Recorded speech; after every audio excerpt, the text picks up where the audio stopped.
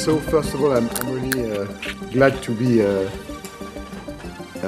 in Vilnius for the first time. It's an honor and privilege for me, and particularly for rather unusual concerts of mine, because most of the time I'm doing more outdoor concerts and I would say maybe bigger production, but in that case, it's something I really wanted to do for a long time, playing Oxygen, the whole piece. And then for the 30th anniversary of Oxygen, I said it would be a good idea to do what I had in mind when I first composed Oxygen. And then I took back the instruments, the original instruments I still had in my studio.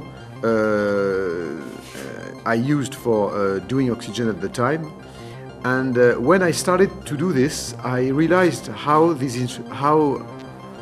extraordinary these instruments are, the analog synthesizers. They're really, and we all more or less forgot them because of the explosion of computers in the 80s. And by using them, I realized how unique they are, and the strength, the power of the sound is absolutely amazing, and you cannot compare this with any kind of digital equivalent.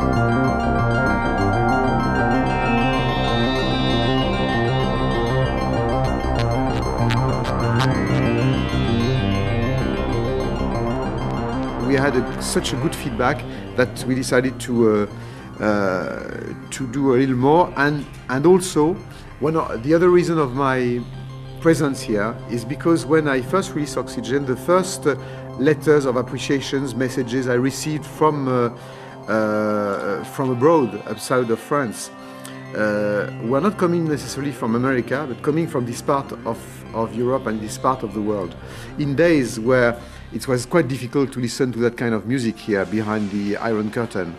So I always said to myself, if I'm doing this one day, I really would like to share this experience with the people in Eastern Europe.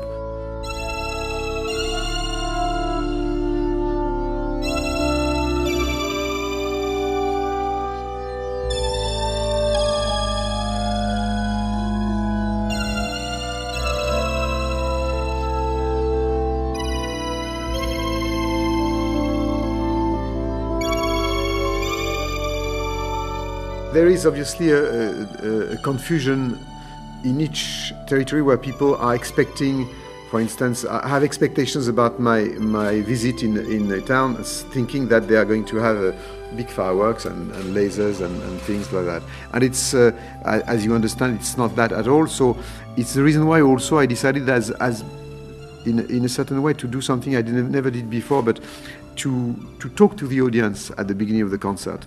And I think it's quite, and particularly when you are not singing, when you have no lyrics, it's nice to put the lyrics at the beginning of the concert, in a sense.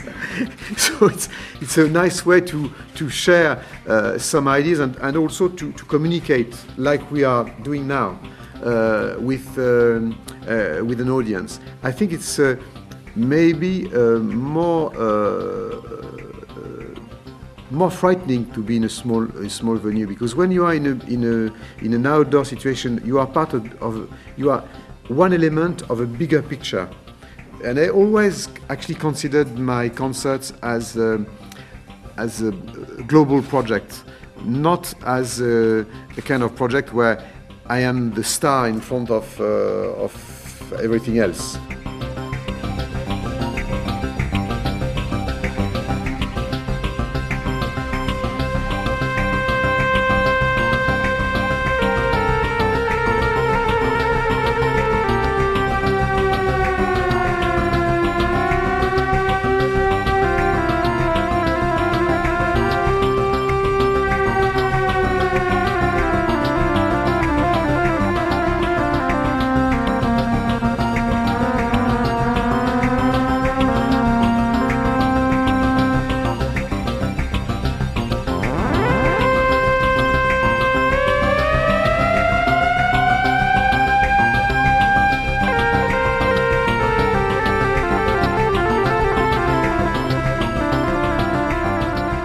Why I really enjoying this tour is because every night we are doing this with the band in a rather free way. Even yesterday, for instance, in Riga, I had lots of problems with some pedals and things, and and after a while we don't care. We share these accidents with the people in days where everything has to be soft, pre-programmed, and clean and politically correct. It's very nice to go on stage with things. Any kind of things can happen, and then the audience really reacts in a very positive way in this.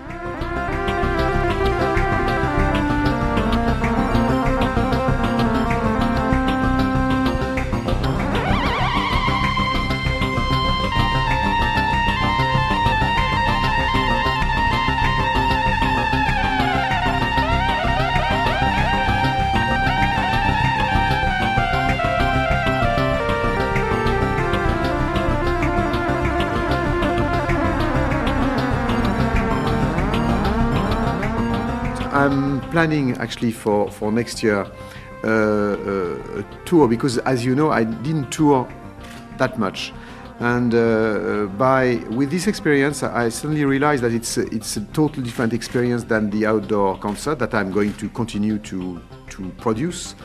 But I really would like to conceive a project for arenas, because this one is more for theater than arenas. So the past few days I've been it was a bit difficult for me to cope with big venues such as in Belgrade or Budapest, or even in Vilnius with a quite big venue. But I really would like to conceive something special for these bigger arenas. So I'm quite excited by 2009, even if it's we know we are in the middle of a quite terrible crisis all over the world. I think in the middle of through crisis like this, people needs to be entertained, need music, needs shows, and I think it's where we can also bring a bit of hope to people.